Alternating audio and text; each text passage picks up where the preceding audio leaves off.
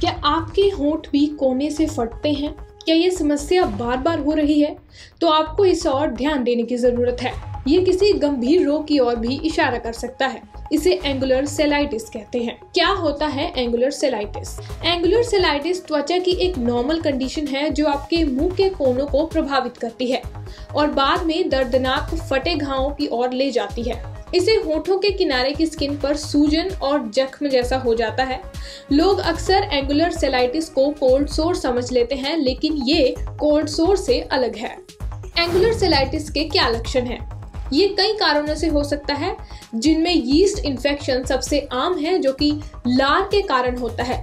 लार कोनों के मुंह में जम जाती है और सूखने के बाद स्किन में दरार पड़ने लगती है और ड्राइनेस का कारण बनती है। कभी कभी बैक्टीरिया या फंगस दरारों में आ जाते हैं, जिससे सूजन या संक्रमण हो सकता है। इसमें फंगल इन्फेक्शन होना नॉर्मल है।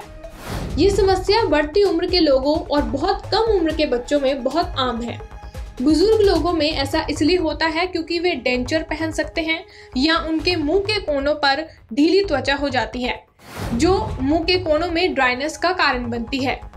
बच्चों में ये इसलिए होती है क्योंकि बच्चे अंगूठा चूसते हैं और लार टपकने की वजह से मुंह के कोने फट सकते हैं। एंगुलर चेलाइटिस का इलाज। एंगुलर चेलाइटिस फंगल यदि बैक्टीरियल इन्फेक्शन के कारण नहीं हुआ तो डॉक्टर प्रभावित जगह पर पेट्रोलियम जेली लगाने की सलाह दे सकते हैं। ये मुंह को नमी से बचाता है और घावों को ठीक करने में मदद करता है। खुले घावों को साफ करने के लिए एंटीसेप्टिक और स्टेरॉइड क्रीम का इस्तेमाल करना चाहिए। मुंह के किनारों के घाव कम करने के लिए फिलर इंजेक्शन का इस्तेमाल भी किया जाता है।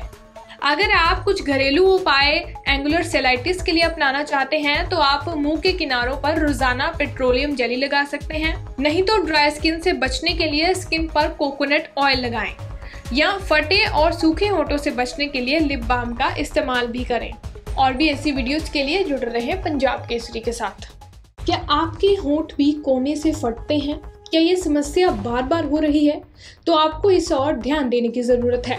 ये किसी गंभीर रोग की ओर भी इशारा कर सकता है।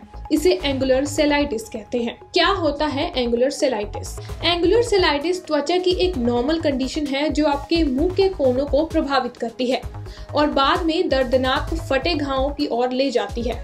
इसे होठों के किनारे की स्किन पर सूजन और जख्म जैसा हो जाता है। लोग अक्सर एंगुलर सेलाइटिस को कोल्ड सोर समझ लेते हैं, लेकिन ये कोल्ड सोर से अलग है।